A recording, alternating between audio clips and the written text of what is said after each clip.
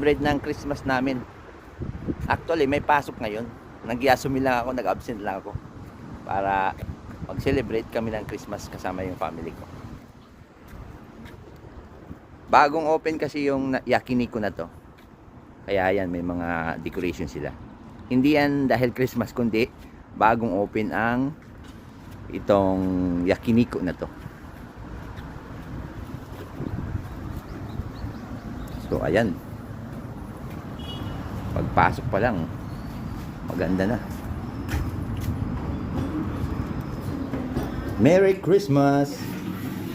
So nandito na kami, pipili na kami ng aming order na Yakiniku. Ito lang ako siguro. Ano bang Ito na na balang pumili dyan.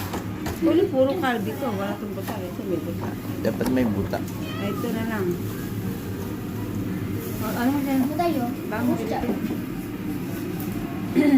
Ako dito. Ikaw yung susunod.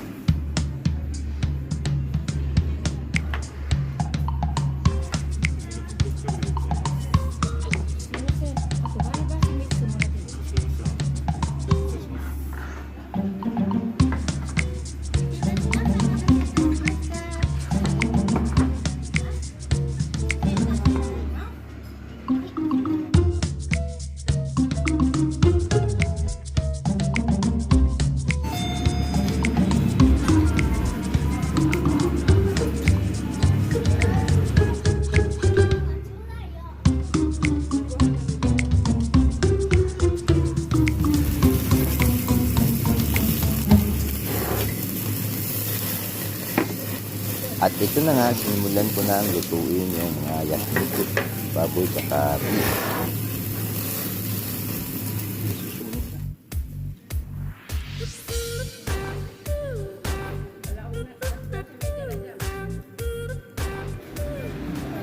At natapos na rin kami at pauwi na kami.